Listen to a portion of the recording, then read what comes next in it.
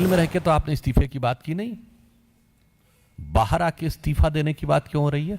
और ये 48 घंटे बाद की बात क्या है? देश और दिल्ली की जनता जानना चाहती है 48 घंटे का राज क्या है?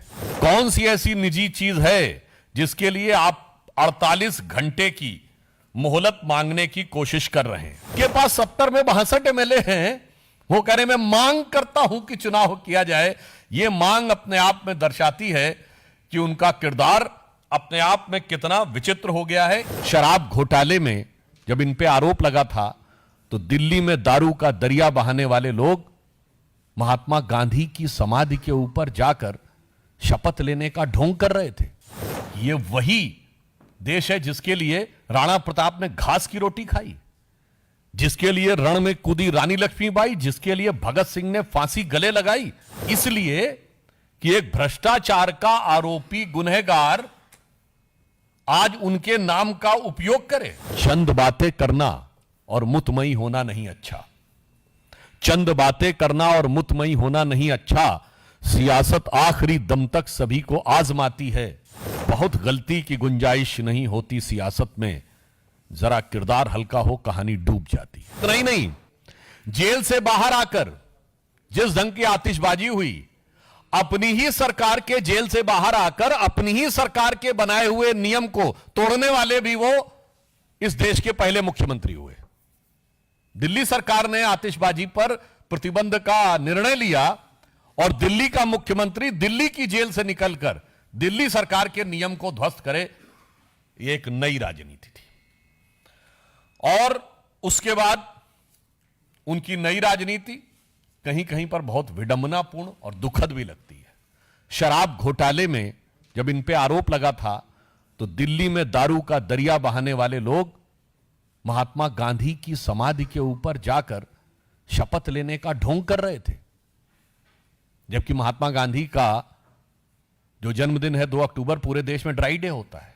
इससे बड़ा मजाक क्या हो सकता है भारत की राजनीति में कि शराब घोटाले के आरोपी गांधी की समाधि पर, और आज भगत सिंह जी से तुलना कर रहे हैं।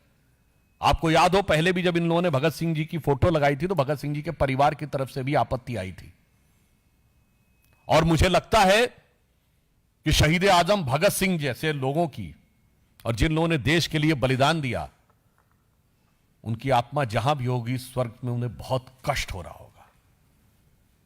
ये वही देश है जिसके लिए राणा प्रताप ने घास की रोटी खाई, जिसके लिए रण में कूदी रानी लक्ष्मीबाई, जिसके लिए भगत सिंह ने फांसी गले लगाई, इसलिए कि एक भ्रष्टाचार का आरोपी गुनहगार आज उनके नाम का उपयोग करे।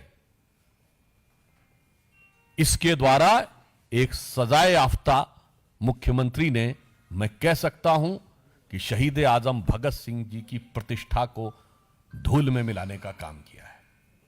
यह आपत्तिजनक है, भर्त्सना योग्य है और पीड़ादायक भी है। फिर मैं पूछना चाहता हूं कि आप बाहर आए हैं तो जेल में रह के तो आपने इस्तीफे की बात की नहीं, बाहर आके इस्तीफा देने की बात क्यों हो रही है? और ये 48 घंटे बाद की बात क्या है? देश और दिल्ली की जनता जानना चाहती है 48 घंटे का राज क्या है? ये 48 घंटे में क्या क्या सेटल करना है? क्योंकि आप देश के पहले मुख्यमंत्री बने हैं जो सर्वोच्च न्यायालय के द्वारा प्रतिबंधित है कि आप कार्यालय नहीं जा सकते, कोई फाइल नहीं साइन कर सकते। यह प्रतिबंध हो, उसके बाद भी 48 घंटे किस चीज के लिए चाहिए? सरकारी काम तो कर नहीं सकते, तो कौन सा निजी काम है, कौन सी ऐसी निजी चीज है जिसके लिए आप 48 घंटे की मोहलत मांगने की कोशिश कर रहे हैं? और हम यह भी कहना चाहेंगे, जब केजरीवाल जी ने इस्तीफे की बात की तो हम यह कह सकते हैं कि यह उनके जुर्म का इकबालिया बयान हो गया। यानी आपने मान लिया कि आप पे जो आरोप थे वो इस लायक हैं कि आप पद पे नहीं रह सकते, अर्थात आपके आरोपों की स्वीकारोक्ति है जब आपने त्यागपत्र की बात कही। दूसरी बात, एक और संदेह पैदा होता है कि आप जेल में रह के तो इस्तीफे की बात की नहीं, बाहर क्यों आके किए?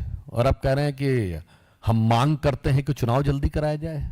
कहीं ऐसा तो नहीं चुनावी दंगल में उतरने की जो बात आ रही है वो आपकी पार्टी के अंदर कोई दंगल हो रहा है जिसकी वजह से आपको लग रहा है आप संभालना मुश्किल होगा?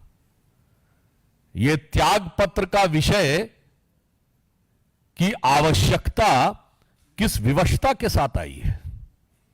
दिल्ली की जनता के मन में प्रश्न है कि त्याग पत्र की आवश्यकता किस विवशता के साथ है, क्योंकि जब वो बात कह रहे हैं तो अपनी चरित्र के अनुरूप वो अनर्गल बात कह रहे हैं। आप दिल्ली के मुख्यमंत्री अभी भी हैं, आपका प्रचंड बहुमत है विधानसभा में।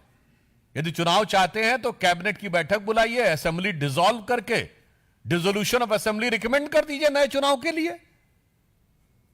इसमें मांग क्या करना भाई? जिसके पास 70 में 62 एमएलए हैं वो कह रहे मैं मांग करता हूं कि चुनाव किया जाए।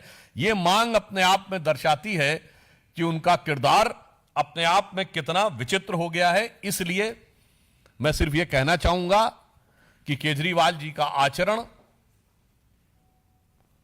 व्यवहार और वाणी तीनों इस कदर भ्रम और संदेह के घेरे में हैं कि मैं उनसे कहना चाहूंगा कि याद रखिए, चंद बातें करना और मुतमई होना नहीं अच्छा। चंद बातें करना और मुतमई होना नहीं अच्छा। सियासत आखिरी दम तक सभी को आजमाती है। बहुत गलती की गुंजाइश नहीं होती सियासत में। जरा किरदार हल्का हो, कहानी डूब जाती है।